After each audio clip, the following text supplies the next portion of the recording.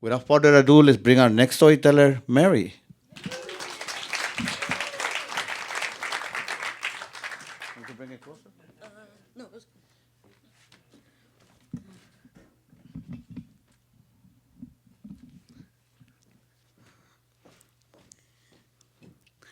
أهلين يا أنا اسمي فيكتوريا ميريا خوري. عم بحكي اليوم عن ستوري تبعي مع Hello Kitty. Hello everyone, my name is Victoria Mary Elkhoury, and I'm here to talk about my story with Hello Kitty. What is it like to be born in the U.S. and having immigrant parents? Well, let me tell you my background in this city. I'm Middle Eastern Lebanese, and everybody will be surprised that, wow, you're born in the U.S., but your first language is Arabic. Well, yes, because in my household, we weren't allowed to first have our first language be English.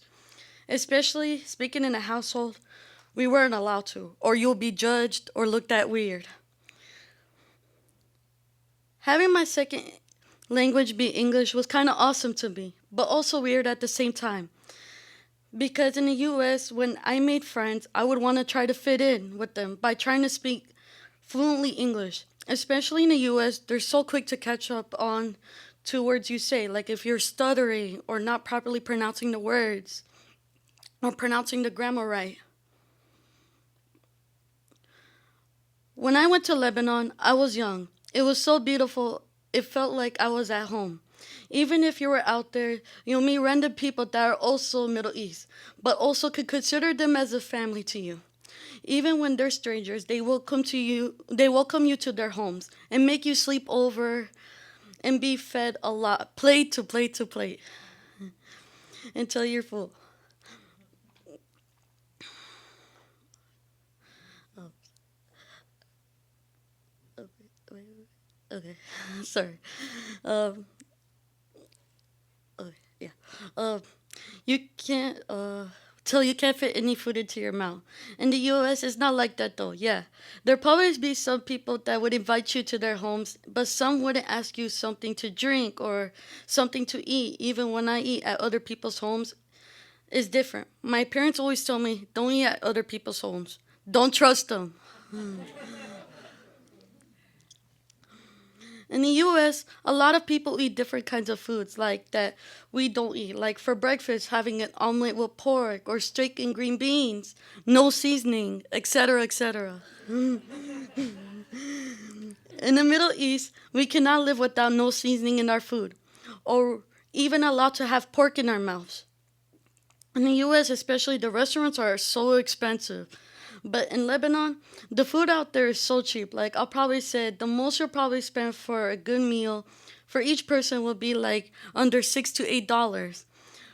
But in the US, you gotta pay like $30 to $40 a plate meal. But the good thing in my household, we always have homemade cooked food like rice, biryani, shish kebab, etc., etc. We wouldn't have to worry about going to a restaurant all the time, especially when coming home to all the time to a good warming food to eat at home. In the Middle East, we wear something so modest or classic or simple. In the US, you'll see a lot of bunch of people wearing bikinis or small shorts or crop tops, something more of showing your skin to yourself. So it was surprising to me when I see people in the US wearing things like that.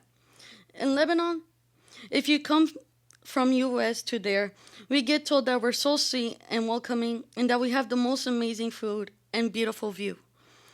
That is true. We welcome anyone, whoever they are and what they come from.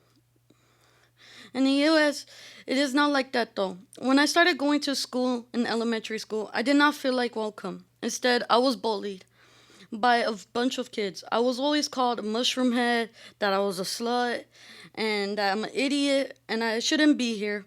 What am I doing here? Or the way I was dressed and the way I had my hair short. Like I would always have it up so it'll make me look like a guy. So that's why I wouldn't have always be called a mushroom head. I was always dressed up like a tomboy, didn't want anyone to look at me that kind of a way either. So I was still bullied. I don't know if it was because that I was at a bad school or just people are like this to the point that I was losing myself. At that moment, I didn't want to be here no more, and I was going through suicidal depression at that time because I couldn't stand people bullying me that much. When I come home from school all the time, I can't tell my parents because I didn't want them to start worrying about me or feel more scared. And that they already are. I started collecting a collection of Hello Kitty. And she's like my only best friend. And I vent to her every night whenever I want to talk to someone. I will cry to her and saying to her, I don't know what to think anymore. I'm so lost. Or I don't know why I'm even here. A lot of people hurt me with the things they'll say about me. If I'm perfect or worth it. And she is me and I am her. See, the reason why I say she is me and I am her, well, I don't let people hurt my family or say bad things about my family. If someone were to disrespect them, I'll go war behind them. But with Hello Kitty, she don't play when it comes to her family. She'll kick your ass.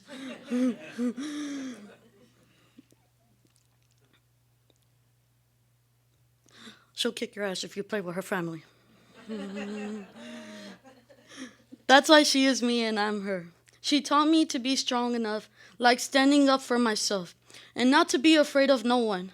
I also learned not to be afraid and also to be me, love myself, and always ignore when others have to say opinions about me. Their opinions don't matter. Nothing matters. I matter. We all matter. I started boxing here in the US and also karate. It made me believe when I was venting to her about me, wanting to fight, she gave me the motivation to make me kick ass too. She made me feel like being in the US is a beautiful thing and that I should always continue being who I am in the future. I would love to take her with me to go to Lebanon and have the experience, adventure that I had. How amazing it is out there, and it's like being home there. Hello Kitty is such a sweet and kind living soul and helped me learn many things, but Hello Kitty can also be strong. She wants everyone to know that she won't let anyone hurt my family because why? Hello Kitty will kick your ass.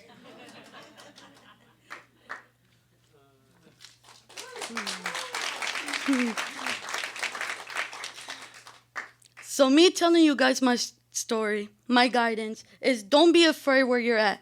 I had to learn to not be afraid the hard way. Always be yourself, love yourself where you're at, and always ignore what others have to say about you. Their opinions don't matter. You matter. We all matter. Thank you, everyone.